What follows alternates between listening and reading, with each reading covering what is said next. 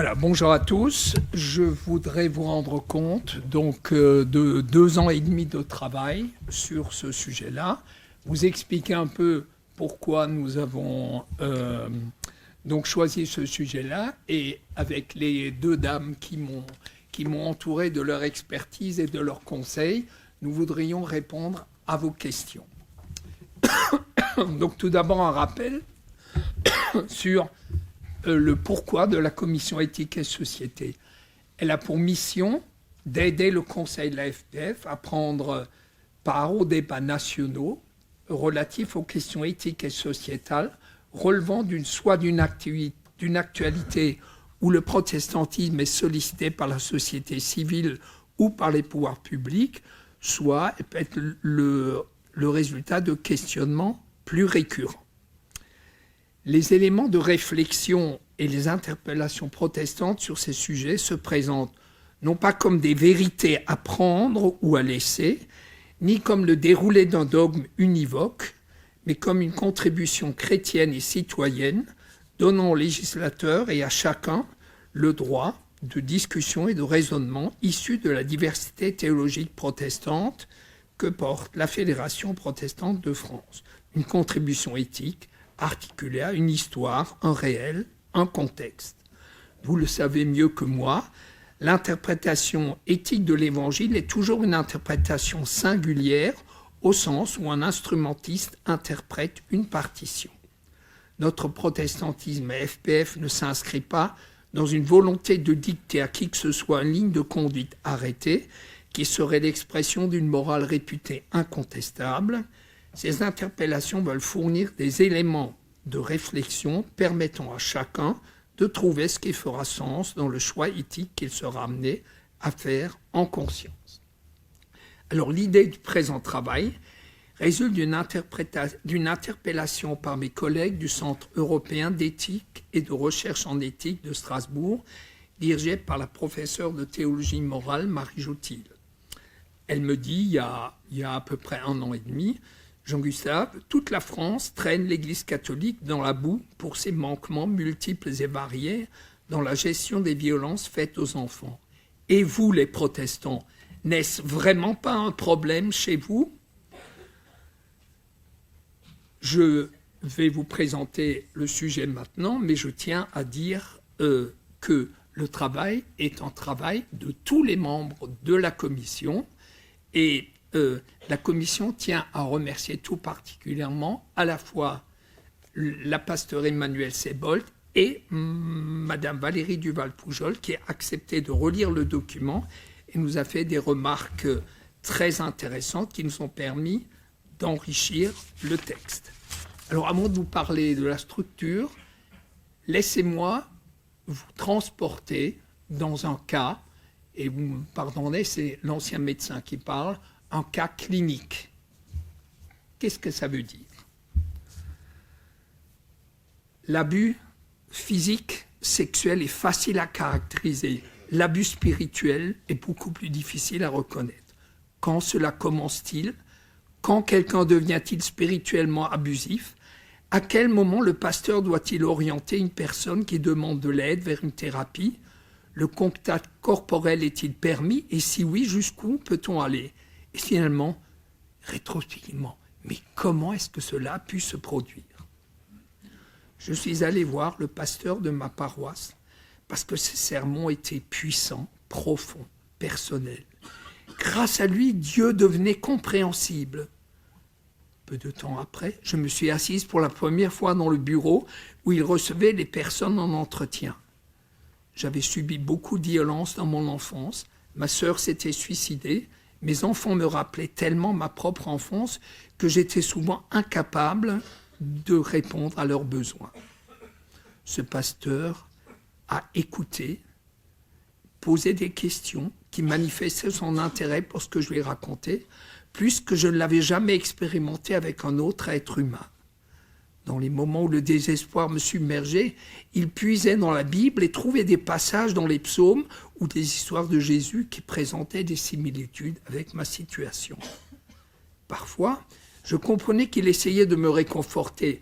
Parfois, je ne comprenais rien du tout. et j'écoutais ses interprétations hautement théologiques. Après moins de 6 mois de réunions presque hebdomadaires, il a pris mes mains et les a caressées. Regardez comme Dieu vous a créé belle. Peu de temps après, il a apporté une couverture de couleur lilas à carreaux roses vifs. Ce qui s'est passé derrière les portes fermées à double tour est aussi indescriptible que les couleurs de cette couverture. Dieu n'est pas le seul à vouloir que nous soyons bien.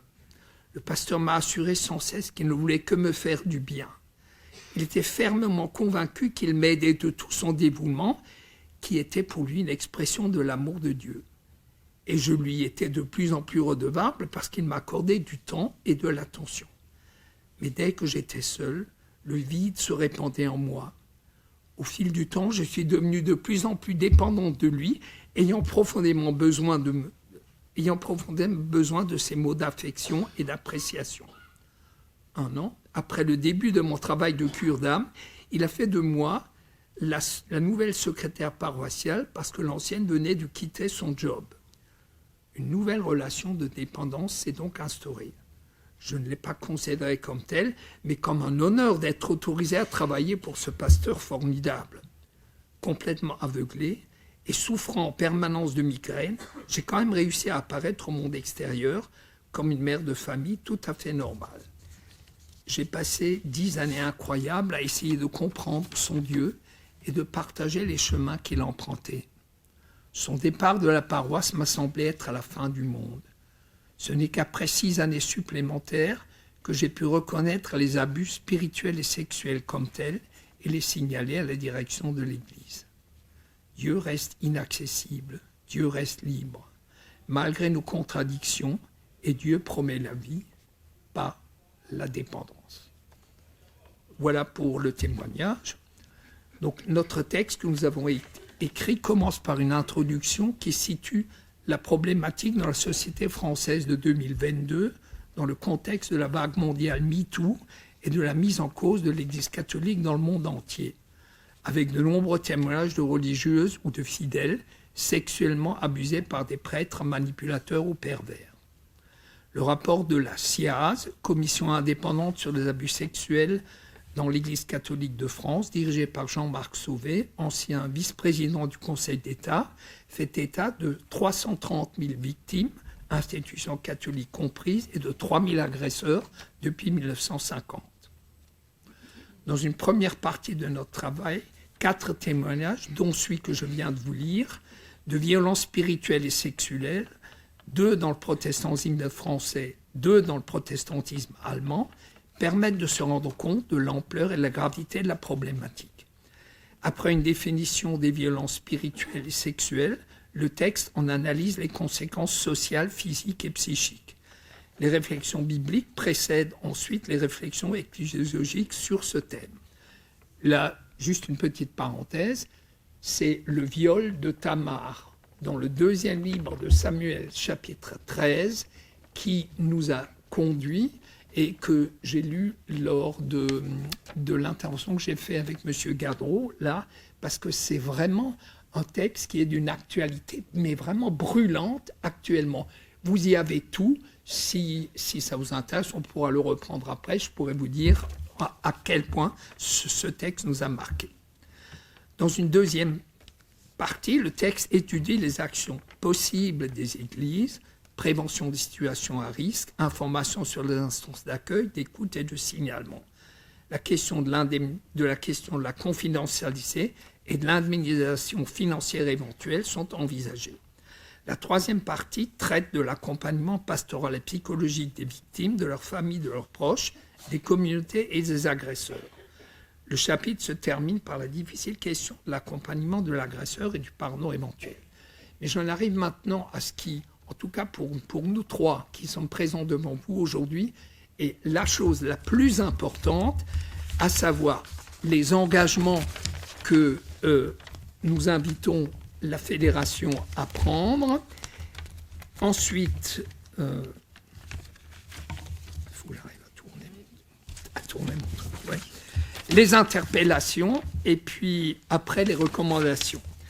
Alors dans les engagements, La FPF s'engage à accompagner la publication de ce livre par un travail de sensibilisation de ses membres sur les enjeux des abus spirituels et sexuels.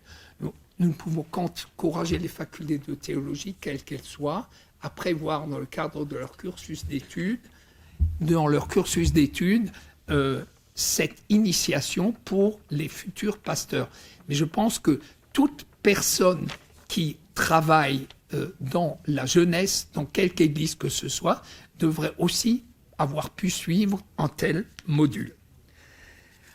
Ensuite, et là c'est plus difficile, mais ma collègue Emmanuelle Sebold en parlera mieux que moi, nous souhaiterions que la FPF s'engage à travailler la création d'une instance d'écoute et d'accompagnement des personnes victimes de violences en son sein.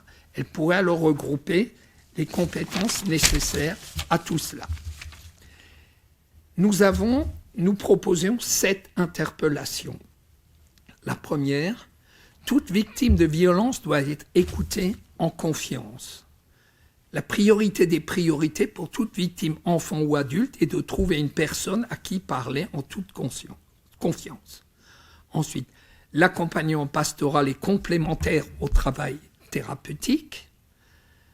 Ensuite, l'accompagnement pastoral s'attachera à écouter, soutenir et accompagner la victime dans un processus de restauration spirituelle. Les proches des victimes de violences sexuelles peuvent aussi, s'ils le souhaitent, être accompagnés pastoralement. Toutes les tentatives de prise de pouvoir sur les personnes au nom de la foi doivent être dénoncées. Il n'y a pas une seule manière de lire et de comprendre un texte biblique. Et la distinction de l'acte et de la personne s'applique aussi aux auteurs de violences sexuelles.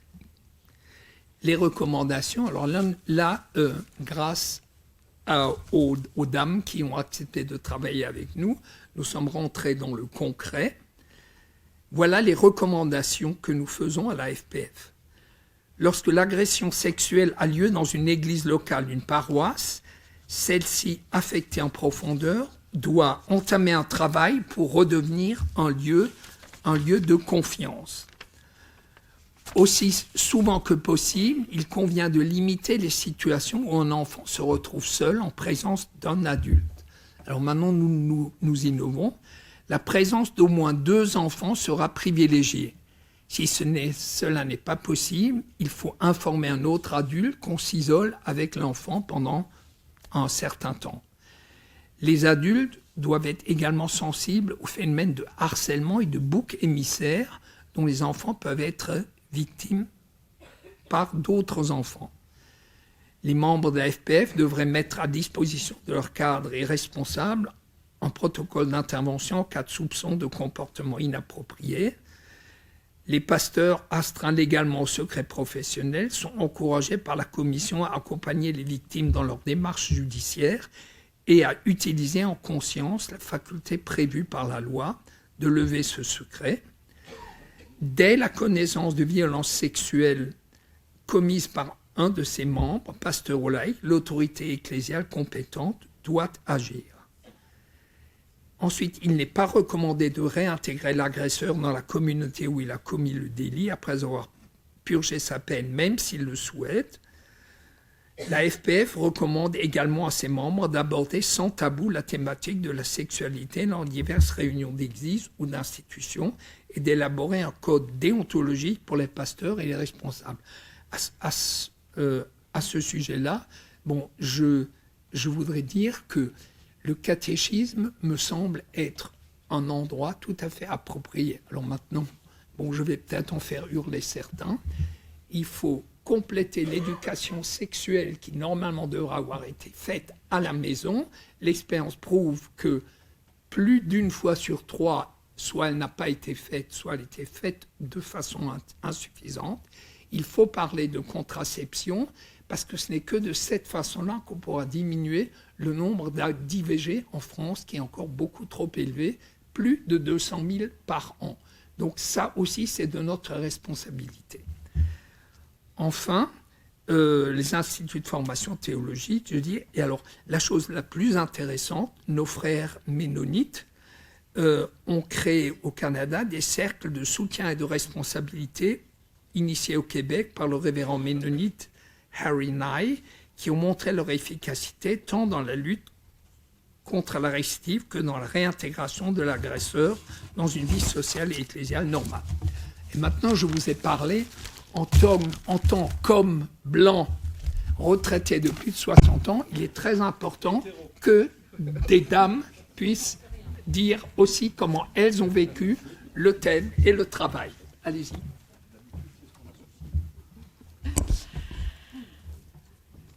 En écho à ce qu'on a dit tout à l'heure au moment de la recommandation et aux réserves que j'ai entendues, oui, ça existe. Oui, ça existe dans nos églises et oui, ça existe dans toutes les églises.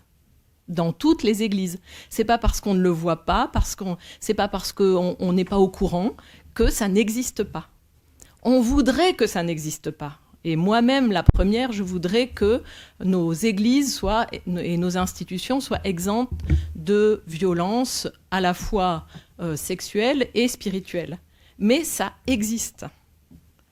Et en fait, se dire oui, mais moi je vois rien et dans ma communauté, j'ai jamais entendu parler de ça. Et oui, bien sûr, parce que nous avons tellement de mal à voir des choses qui sont difficiles, qui viennent impacter nos communautés, qui viennent mettre à mal nos communautés de vie et de foi. On ne veut pas que ça existe. Donc on ne le voit pas.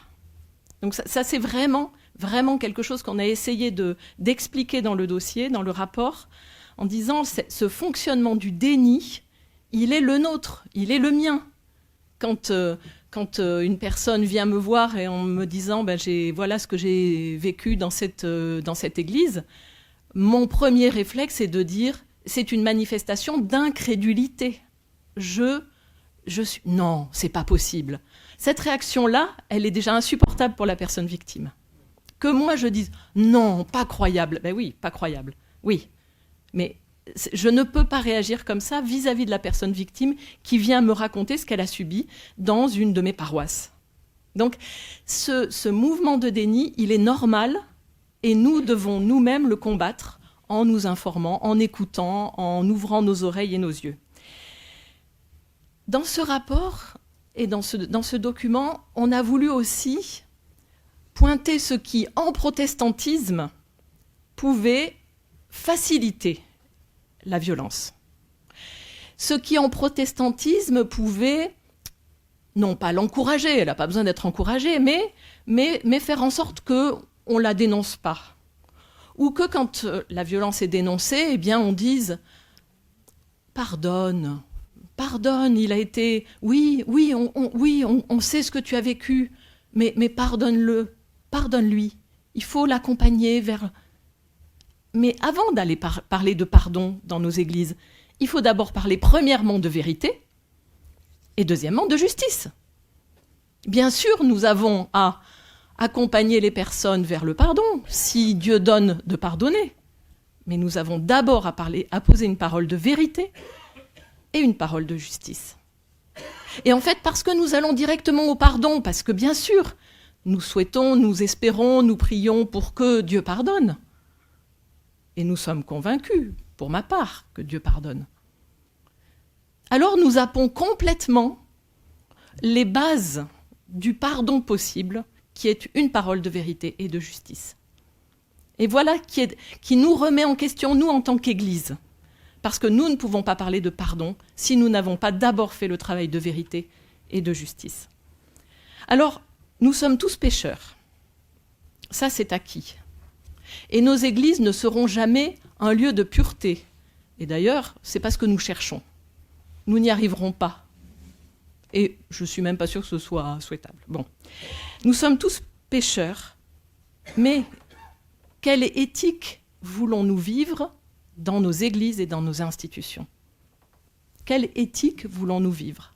Il n'est pas question de montrer du doigt et d'être en permanence dans la dénonciation.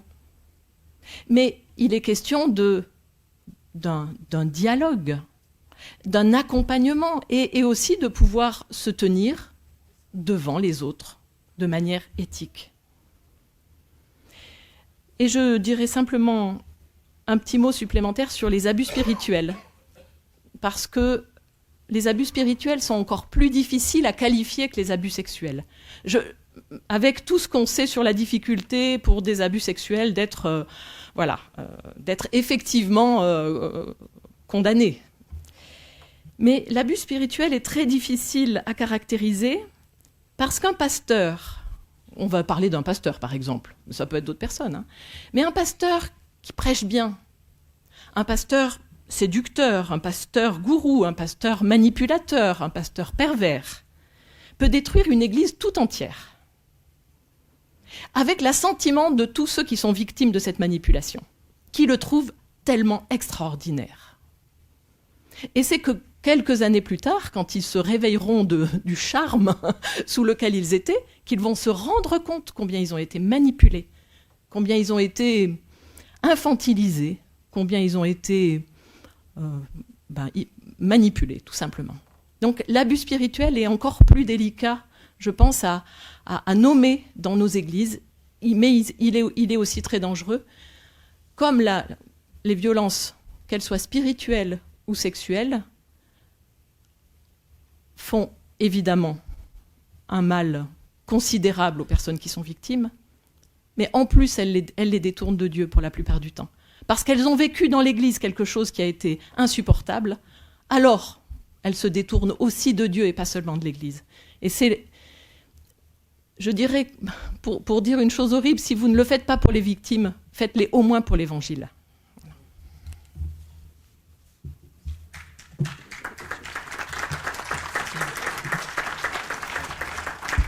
On va pas rajouter quelque chose à ça, hein. Je vous ai déjà parlé tout à l'heure, mais juste pour dire que nous avons reçu en tant que conseil ce texte de la commission, qui avait vraiment beaucoup travaillé, des auditions, puis vous savez, c'est pas facile comme sujet, voilà. Mais enfin, ils ont accepté pendant des mois d'écouter des victimes, de travailler, d'analyser, et ils nous ont confié ce document du coup au conseil, et c'est devenu un document de conseil. Ce que vous recevez là, c'est vraiment un document du Conseil qui vous le présente, et c'est pour ça qu'il y a un engagement tout à l'heure aussi. Maintenant, nous, en tant que Protestantisme France et Fédération protestante, comment on va recevoir, accueillir et mettre en œuvre. Et ce qui a été clair dans tous les échanges et toutes les discussions qu'on a eues, c'est qu'il n'est pas parfait, le document. Il y a des choses qu'on aurait dit autrement, chacun, voilà. Il y a des manques, on aurait dit, tiens, on aurait encore plus parlé de l'inceste, encore plus parlé des violences conjugales, c'est abordé, mais voilà, on a chacun des choses qu'on aurait peut-être dit autrement. Mais ce qui compte, c'est le mouvement et qu'on va initier ensemble pour répondre à ce cri des victimes et à ce drame. Donc c'est vraiment un immense, immense merci à ce travail, du coup, de la Commission.